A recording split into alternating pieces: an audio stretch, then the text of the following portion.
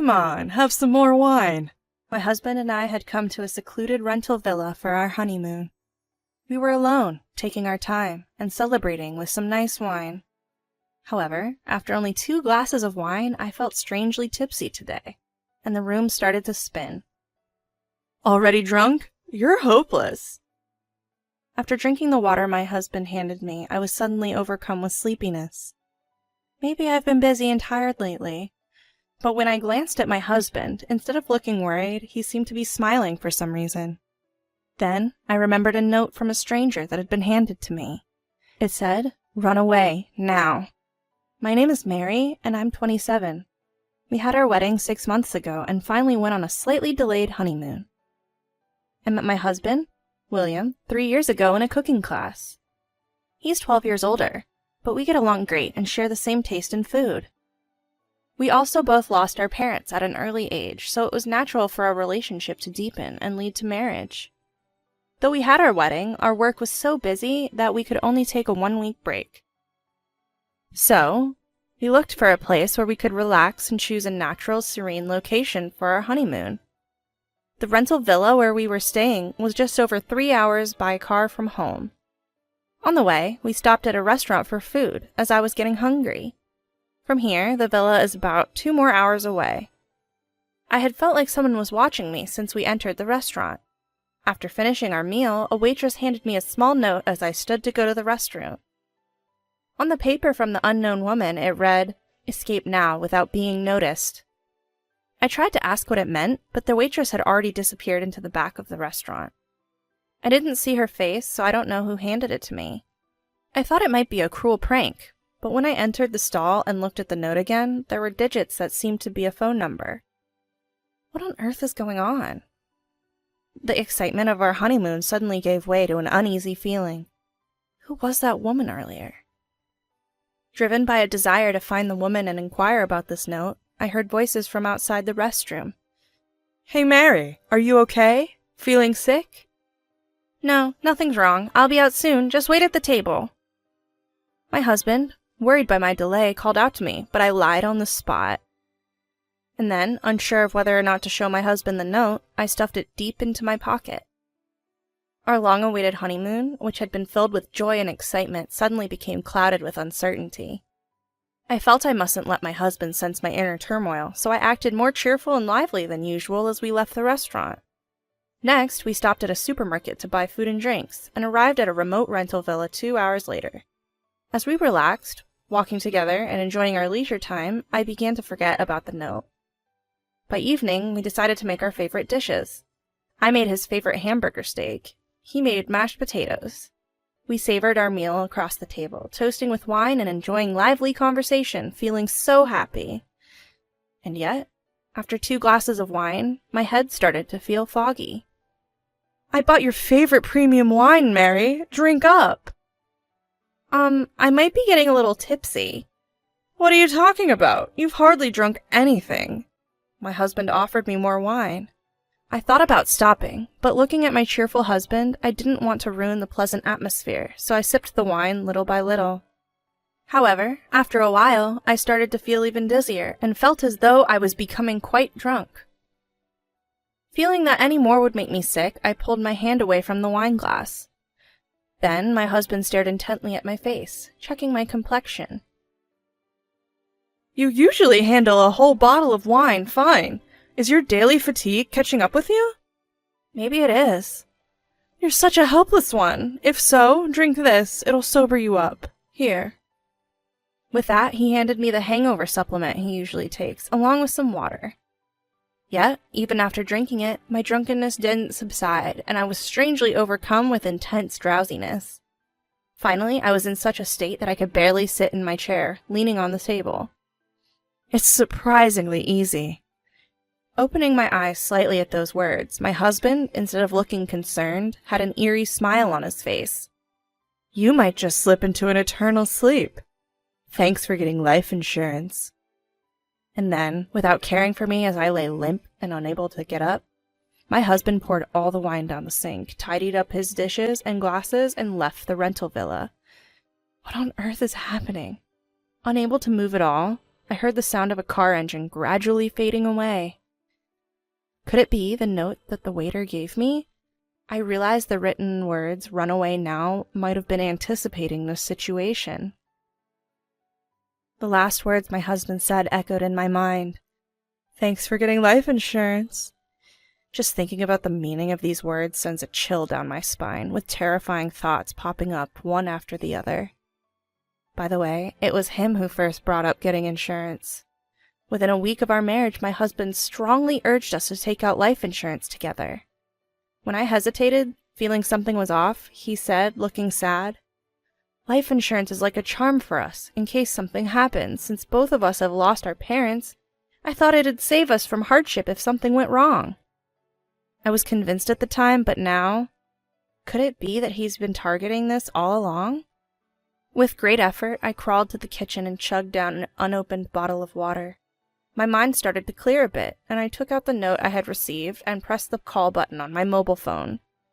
After a few rings, a woman answered, and when I told her I had received the note and was incoherent from the wine, she responded with urgency. "That's why I gave you the note, saying run away now. You might be in danger." "What? What do you mean? Please tell me what you know." According to what she hesitantly told me, she was my husband's ex-girlfriend. Apparently, they were dating about 5 years ago when his parents died from an illness. His behavior was so suspicious that she became frightened and decided to break up. However, she couldn't get rid of him, so she vanished. I was stunned to hear her story. I had heard that his parents died more than 10 years ago in a traffic accident. What's going on here? So, when we entered the restaurant, she was incredibly surprised. She hid in the back of the shop, so we wouldn't see her. I wasn't imagining the feeling that someone was watching me during dinner. The waitress must have sensed that my husband was up to something and handed me a note when I went to the restroom, wanting to help with all her heart. "Thank you for giving me the note. I can't thank you enough. It must have taken courage." I heard her sobbing on the phone at my words. I can't believe this. I can never forgive this. Contrary to my gratitude to her, I was terribly shocked to find that my trusting husband had betrayed me. Gradually, I became consumed with anger. I have to punish that man no matter what. Without thinking, I asked the waitress for help, and she said, "Of course," but I had a plan at that time. But carrying it out might put me in even more danger. Still, I couldn't just let things go on like this. I was determined to make him realize his wrongs. About 2 hours later, I heard the sound of my husband's car engine returning. After the phone call, I had fallen ill again and was lying on the floor. I could see my husband, still wearing his shoes, entering through the door. He slowly approached me, crouched down in front of me, and gently put his ear to my lips to check my breathing. Damn, she's still alive. She's stubborn. I should have made her drink more. What does that mean? I faintly whispered, and he began to speak with a defiant smile. I'll tell you as a gift to the dead. You know, I hate working. So I made my parents drink plenty of alcohol to quickly get my hands on some money. And then I made them drink the supplement I made and gave to you. Huh? I married you because you had no one else, and now the life insurance money will be all mine. Since the premium is $500 a month, I might get around $500,000. I'm thrilled. I felt a chill as my husband's cruel words sank in. You won't have your way. Don't act tough. You can't even move. I'll take all your savings, too.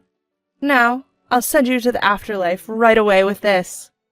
My husband then took out several of the supplements from earlier, and now it sounded like he was dissolving them in water, with the noise of a glass and stirring. He grabbed my hair, lifted my face, and poured the mixture into my mouth. Stop it. Come on, gulp it down. I won't hold back this time. You'll be in the afterlife in no time.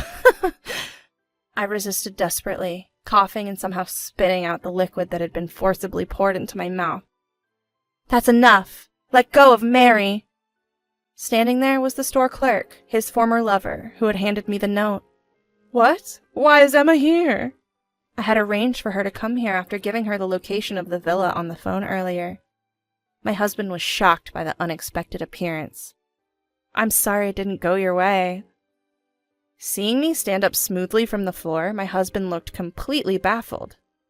It's true the wine had affected me quickly, but I had felt something off when he gave me the supplements while I was drunk and made sure not to swallow them. He must have thought I'd come back here to check what had happened to me. Damn, you tricked me! I'll never forgive you. I'll wipe both of you off the face of this earth. Recklessly, he grabbed the poker next to the wood-burning stove and approached us. Stop it! Screaming won't help you here in this deserted place. Now, which one of you should I finish off first? As he said this, swinging the stick in his hand, mirrors and vases in the room were shattered to pieces. Then, just as I couldn't escape any longer, my husband stood in front of me, raising his arm to strike. At that moment, the door banged open with a loud noise, and the police came in. His former lover had been watching the situation from the next room and had called the police. It was a close call indeed. That was a close one. With a shocked look on his face, my husband's arm remained raised, frozen in place. I took the opportunity to turn off the recording button on the mobile phone I had propped on the shelf and handed it to the police. I've recorded everything in here. This should be enough evidence, right? Oh, and the supplement I pretended to drink, I'll give that as evidence too. What? What's going on? Actually, I had called the police after my husband had abandoned me, but they didn't take me seriously because I was slurring my words, thinking it was a drunk's joke.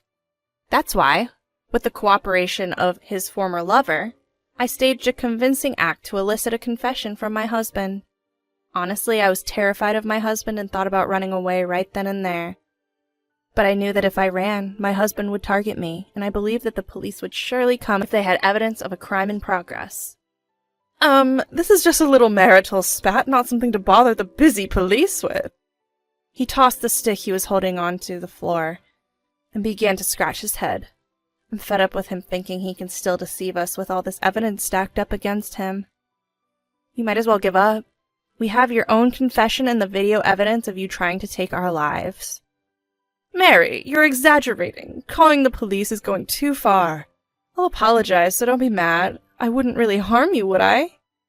There's no way I can believe you now. Besides, I will have everything investigated thoroughly. Not only about this incident, but also the death of your parents. But that's such an old story, and there's no evidence.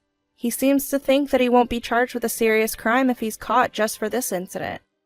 Then, the ex-lover, who had been silently observing, spoke up.